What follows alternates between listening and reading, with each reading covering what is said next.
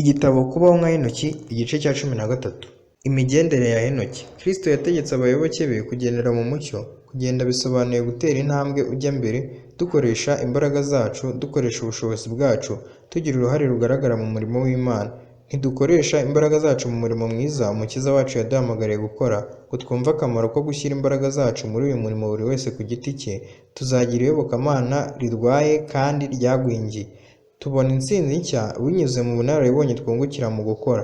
Kunguka igikorwa n'imbaraga binyuze mu kugendera mu mucyo. Kugira ngo tubashe kugira imbaraga zo kugendera mu nzira y'amategeko y'Imana, dushobora kongererwa imbaraga kuri buri ntambwe dutera tugana mu ijuru.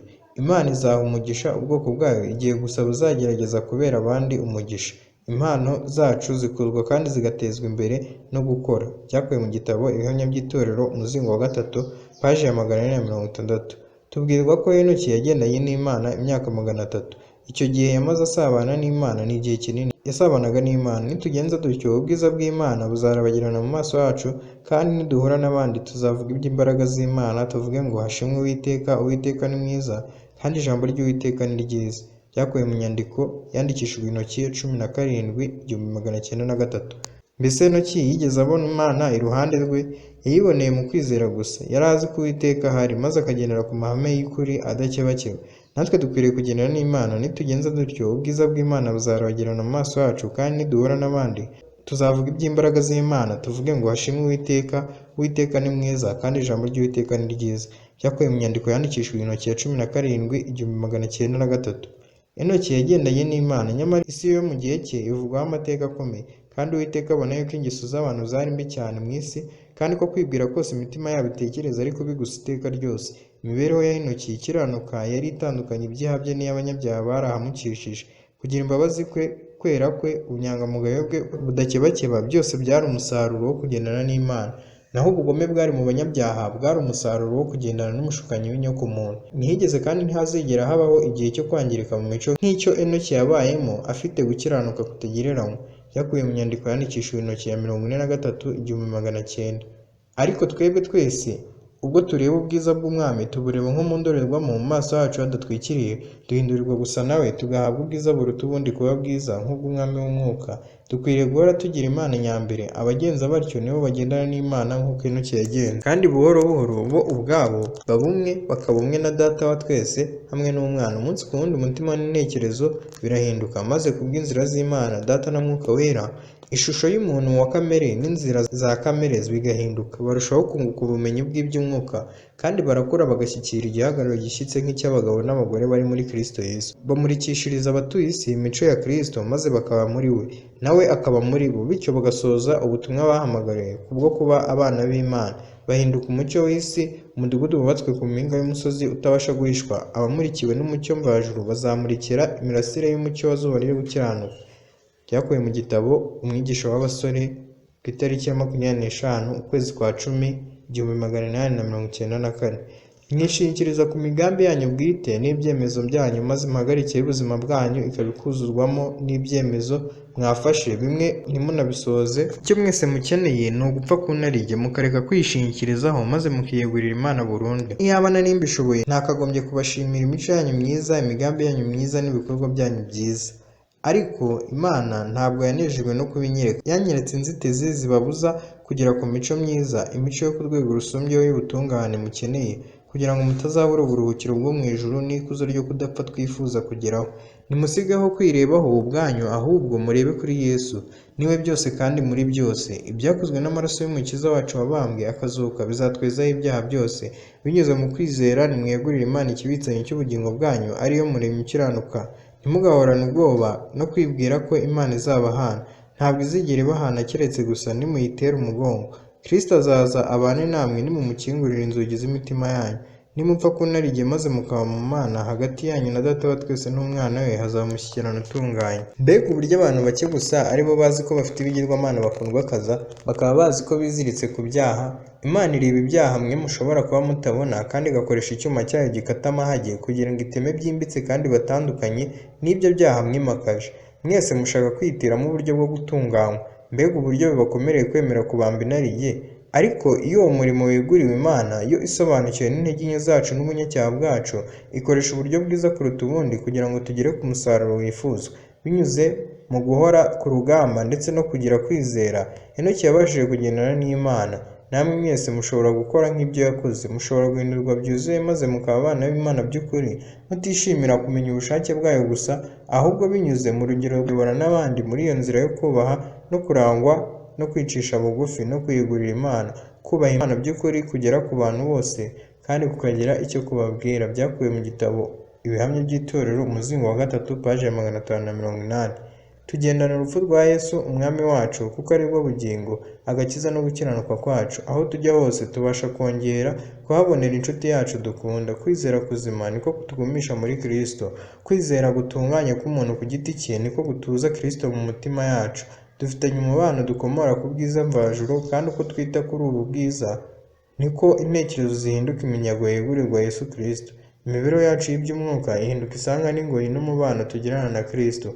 Uko niko Henoki yagendanaga n'Imana. Igihe tuzirikana icyo Kristo ari cyo kuri twe n'icyo yadukoreye binyuze mu nama y'agakiza, nibwo atura mu mitima yacu. Kubagarira impano Imana yaduhaye ngo yere imbuto muri twe no mu batuye isi, nibyo bizajya bitunezeza. Ibi bitekerezo bigira imbaraga igenga imico yose tugira. Ndashaka guhamiriza ubwenge bwanyu ko niba ari cyo cyifuzo cyanyu iteka ryose, mukwiriye kugirana umubano n'Imana.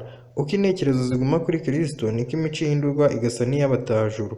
Ineza n'urukundo rwa Kristo nibyo bisigara biganje mu bitekerezo. Dutekereza cyane iby'imico ye, bigatuma aganza mu bitekerezo byacu byose. Urukundo rwe ruratubundikira. Nta kindi tuba tukibasha kubona, nta n'ikindi tuba tukibasha kuvuga, ahubwo kubwo guhanga amaso Kristo duhindurirwa gusa n'abatajuru, ndetse tugahindurirwa gusa na Kristo.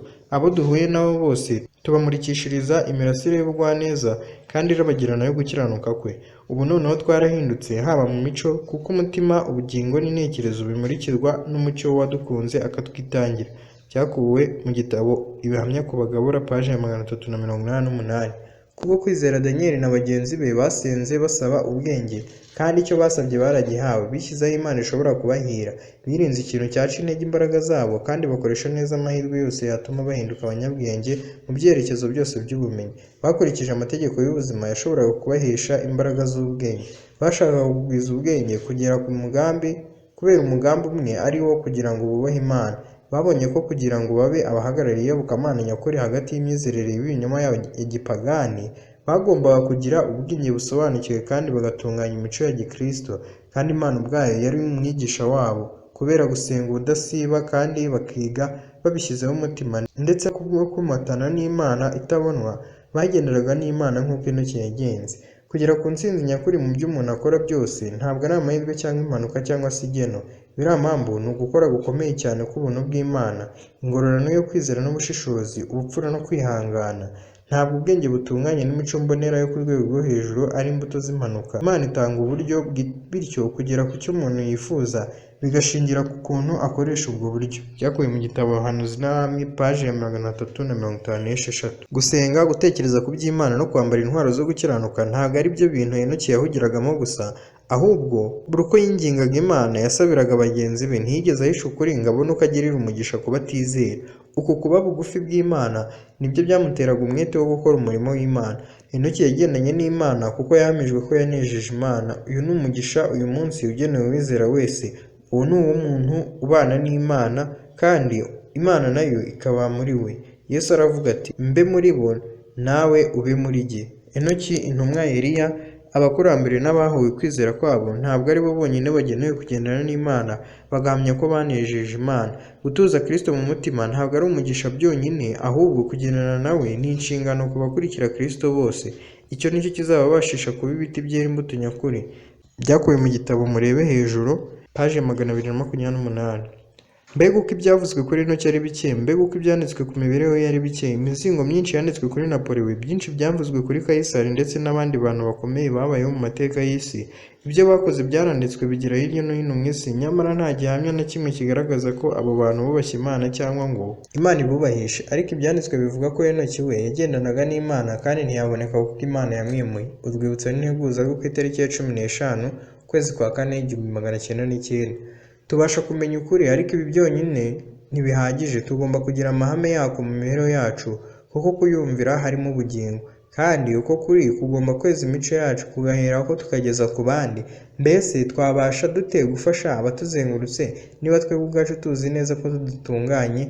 Mbese twabasha kugira kwizera dute tugasanga Imana ngo idufashe? Kwizera Yesu ni ukugira imico mvajuru ariyo izatuza Kristo mu mibereho yacu no mu byo dukora, igahera kigatembera mu bikorwa byo gukiranuka dukorera abandi. Nitugenza dutya tuzahindurira abandi gukora icyiza. Imana yo mu ijuru isobanukiwe neza ibirushya duhura nabyo muri iyi si, kandi bidafite ingaruka zikomeye ku gutunganywa kw'imico y'umukristo nk'uko byari biri Enoki akiri hano mu isi. Nyamara kandi Enoki yagendanaga n'Imana, agasabana n'Imana, Imana nayo igasabana nawe. Yakomezaga amategeko y'Imana, yahoraga azirikana ko Imana iri mu ruhande rwe, akiyemeza kudakora ikintu na kimwe kibabaza umwami we Uwiteka. Yubahishije Enoki maze amwimurira mu ijuru adapfuye. Urwibutso n'integuza yo ku itariki ya 3 ukwezi kwa gatanu 1887. Hahirwa ab'imitima iboneye kuko aribo bazabona Imana. Matayo 5:8. Mbese bazabona Imana bate? Bazabona Imana nk'uko Enoki yayibonye. Bagize amahirwe yo kugendana no kuvugana n'Imana. Kwizera niko kwatumye Enoki amara imyaka 300 ari mu bwiza bw'Imana. Kwizera niko kwatumye abasha kwizera Yesu. Kwizera niko kwatumye ajyanwa nawe mu ijuru. Uko kwizera yari afite niko abatware n'abatambyi bari bakeneye. Bari bakeneye guhora bumva ko Imana iri mu ruhande rwabo. Mbega ubutunzi bw'ubuntu Imana yateguriye kera gusukira ubwoko bwayo ikunda. Yabwerekanye ubwo yabahamagaraga ngo baze abagaburire ifunguro yabateguriye. Ibintu byose birateguye, nimuze. Matayo 22:4. Byakuwe mu gitabo Uyu Munsi Hamwe n'Imana, paji ya 275. Igihe wiringira so uri mu ijuru ukamusaba kugufasha, ntazaguhana. Imana ifite imigisha myinshi yiteguye gusukira abashakana umwete ubufasha bashobora guhabwa n'Umwami gusa. Guhanga amaso Yesu akamusaba icyo ashaka, akizera ko ijambo ryose yavuze rizasohora, niko Enoki yagendanaga n'Imana. Kuba umwe na Kristo nibyo byari imibereho ye. Kristo niwe wari inshuti magara ye. Yari afitanye umubano n'Imana udakebakeba. Byakuwe mu gitabo Ubusobanuro bwa Bibiliya bw'Abadivantisiti b'umunsi wa karindwi, volume ya mbere, paji y'1087. Tugomba kumenya Kristo. Ntabwo yifuza ko tuba nk'itsinda ry'abiyemeje kubogoza amarira mu mihango yo gushyingura, twikoreye umutwaro w'umubabaro wo gushoberwa. Yifuza ko dushikamisha ubugingo bwacu muri we. Arashaka ko twizeye isezerano rikomeye yadusezeraniye. Ariko woweho uravuga uti sindikurikiza. Ngaho mbwira, ayo marangamutima afite uwuhe mumaro? Mbese amarangamutima aruta kwizera mwahawe, ariyo mahirwe mufite yo kubana n'Imana? Akenshi amarangamutima ahora ahindagurika bitewe n'icyabaye, ariko amasezerano y'Uhoraho ameze nk'urutare rukomeye. Nimucyo twubake inzu yacu kuri urwo rufatiro rw'ukuri, kandi dukomereze ubugingo bwacu kuri urwo rutare rw'iteka, rutare rw'ibihe byose. Nitugenza dutyo tuzahora twibuka ko dufite inshuti magara. Dukwiriye kuvugana n'Imana aho twaba turi hose. Uko niko Enoki yagendanaga n'Imana. Yavuganaga nayo, yazirikanaga ko ubwiza bw'Imana buri hamwe nawe, kandi mu myaka y'1901 isi ntiyari igifite uruhare rukomeye ku gutunganya imico y'umukristo cyo kimwe nuko byari biri mu minsi ya Enoki. Byakuwe mu nyandiko General Conference Bulletin yo ku itariki 4 z'ukwezi kwa 4 1901. Umuntu uhora asabana n'Imana nk'uko Enoki yagenzaga niwe uzavuga gukomera kw'Imana. Enoki yarindaga intekerezo ze ngo zihore zishikamye ku Mana.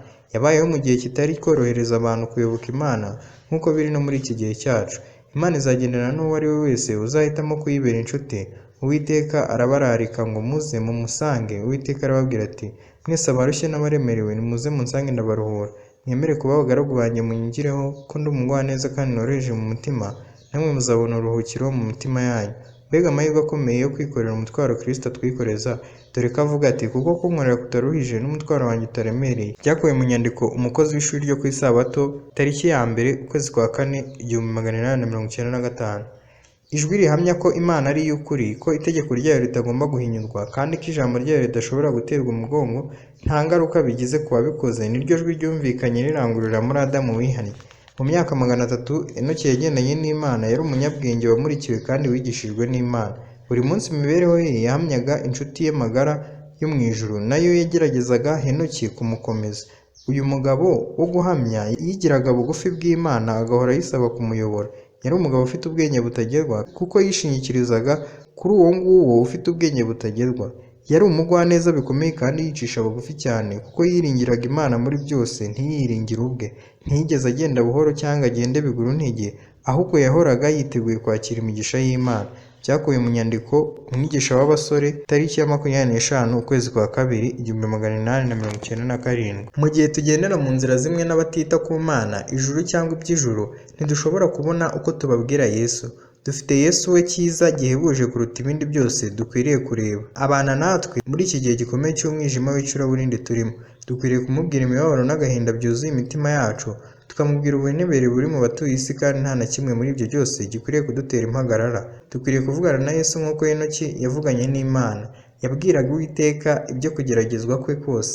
Uko niko Henoki yagendanaga n'Imana, maze umucyo wamurikiraga inzira ye ntahangare kwibaza ati, mbese ni iki kandi kuri bene data bazamvugaho ningendera muri iyi nzira? Ahubwo yakoraga iby'ukuri atitaye ku ngaruka mbi zabashaga kumugeraho. Byakuwe mu nyandiko yandikishijwe intoki, volume ya 9, paje ya 256. Mu kwiga ubwenge bw'Abanyababuloni, Daniel na bagenzi be barushaga cyane abo biganaga, ariko ubwenge bwabo ntibwapfaga kwizana. Bakoraga ubwenge bwabo mu gukoresha imbaraga zabo uko bikwiriye, kandi bayobowe na Mwuka Wera bagiranye ubumwe na soko y'ubwenge bwose, kandi kumenya Imana babigira urufatiro rw'imyigire yabo. Bishyize aho Imana ishobora kubahira, birinze ikintu cyaca intege imbaraga zabo, kandi bakoresha neza amahirwe yose yatuma bahinduka abanyabwenge mu byerekezo byose by'ubumenyi. Bakurikije amategeko y'ubuzima yashoboraga kubahesha imbaraga z'ubwenge. Bashaka kugwiza ubwenge kubera umugambi umwe, ari wo kugira ngo bubahe Imana. Babonye ko kugira ngo babe abahagarariye iyobokamana nyakuri hagati y'imyizerere y'ibinyoma ya gipagani, bagombaga kugira ubwenge busobanukiwe kandi bagatunganya imico ya Gikristo. Kandi Imana ubwayo niyo yari umwigisha wabo. Kubera gusenga ubudasiba, bakiga babishyizeho umutima, ndetse no kubwo komatana n'Imana itabonwa, bagendanaga n'Imana nk'uko Henoki yagenze. Byakuwe mu gitabo Abahanuzi n'Abami, paje ya 310. Umurimo wacu w'uyu munsi ni ugusohoka mu isi tukitandukanya nayo. Ubwo nibwo buryo rukumbi dushobora kugendana n'Imana nk'uko Henoki yagenze. Byakuwe mu gitabo Conflict and Courage, paje ya 29. Ndashaka kumvisha buri mukozi wese umumaro ukomeye wo guhora asengana umwete. Ahari babasha kudapfukamisha amavi yabo igihe cyose, nyamara babasha gukomeza kuzamurira imitima yabo ku Mana. Uko niko Henoki yagendanaga n'Imana. Abantu bose, yaba bato, abagabo cyangwa abagore, nibabafungukira bakababwira amabanga y'imiryango yabo, mujye mubitondera. Nibabereka ko bakwiriye kugirirwa impuhwe, mujye mumenya ko icyo gihe mukwiriye kugira amakenga cyane. Abafite Mwuka w'Imana ntibazagira uwo muco mubi wo kwigaragaza nk'abakwiriye kugirirwa impuhwe. Bafitanye umubano ukomeye n'Imana ibasha guhaza icyifuzo cyose cy'umutima n'intekerezo.